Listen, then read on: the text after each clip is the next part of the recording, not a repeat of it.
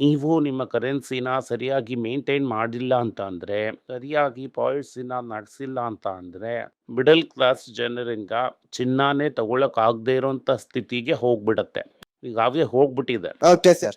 ಈಗ ನಾನು ಹೇಳ್ತೀನಲ್ಲ, ಈಗ ಸಿಟಿನಲ್ಲಿದ್ದಾರೆ ಅಂದ್ಕೊಳ್ಳೋಣ, ಒಂದು 60,000 ಇಬ್ಬರು ಈ ಹಸ್ಬೆಂಡ್ ಆ್ಯಂಡ್ ವೈಫ್ ಸಂಪಾದನೆ ಮಾಡ್ತಾರೆ ಅಂತ ಅಂದರೆ ವೃತ್ತಿಗೆ ಪೂರ್ವಜರೇನಾದರೂ ಅವ್ರಿಗೆ ಒಡವೆಗಳು ಚಿನ್ನನ ಕೊಟ್ಟಿದ್ರು ಅಂತಂದರೆ ಅದು ಬೇರೆ ವಿಷಯ. ಆದರೆ ಆ ಥರ ಏನು ಅವರು ಹಿಂದಿನವರು ಚಿನ್ನ ಕೊಟ್ಟಿಲ್ಲ ಅಂತಂದರೆ ಈಗ ಚಿನ್ನ ತಗೊಳ್ಳೋದು ಅಂತ ಅನ್ನೋದು ತುಂಬ ಕಷ್ಟ. ಇವತ್ತೆಲ್ಲ ಈ ಶ್ರೀಮಂತರೇನೆ ಗೋಲ್ಡ್ ತಗೊಳಕ್ ಆಗುತ್ತೆ ಅನ್ನೋ ತರ ಒಂದು ಸಿಚುವೇಶನ್. ಅಪ್ಪರ್ ಮಿಡಲ್ ಕ್ಲಾಸಲ್ಲಿಂದ ಮುಂಚೆ ಈ ಪೂರ್ವಜರು ಕೊಟ್ಟಿದ್ರೆ ಅದು ಬೇರೆ ವಿಷಯ.